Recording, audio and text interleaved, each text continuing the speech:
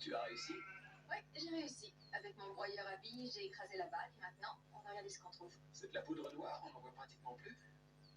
Oui, on utilise de la poudre pyroxydisée de nos jours. On rajoute des éléments qui la stabilisent pour la sécuriser. Celle-ci est violemment réactive parce qu'elle est instable. Oui, mais la poudre noire n'a pas ces éléments. Non, et c'est aussi pour cette raison qu'elle se détériore avec le temps.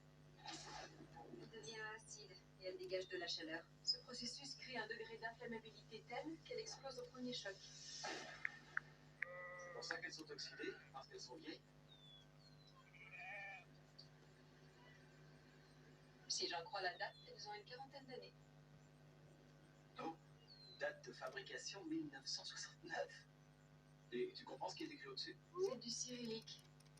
Ça a été fabriqué à l'époque de l'Union soviétique.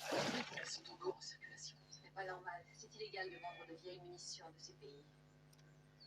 Tout cet arsenal transite par la société Brackware. Il achète des vieilles munitions qu'il revend grâce à son contrat avec lui. Belle arnaque. Il les achète à bas prix, il les revend au prix fort, et voilà.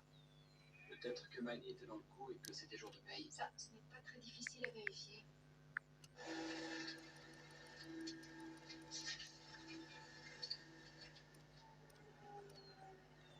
Encore vous, Brad. Mettez les mains derrière la tête et mettez-vous à genoux immédiatement.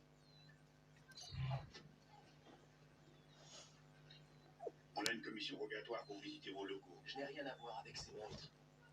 Je vous l'ai déjà dit, j'ai juste touché ces balles. J'ai trouvé quelque chose d'intéressant. Ça c'est sûr, il a bien fallu que vous touchiez des balles pour charger ce pistolet. 9 mm, crosse abîmée. Le bout qui manque était sur la scène de crime. Allez-y, Brad. Expliquez-vous. Manny est venu se présenter à moi. Il m'a proposé de me vendre des munitions. Quel genre de munitions?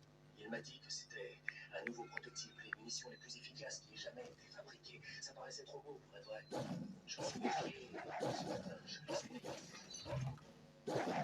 Le pistolet qu'il avait rendez-vous était à l'évidence un flic.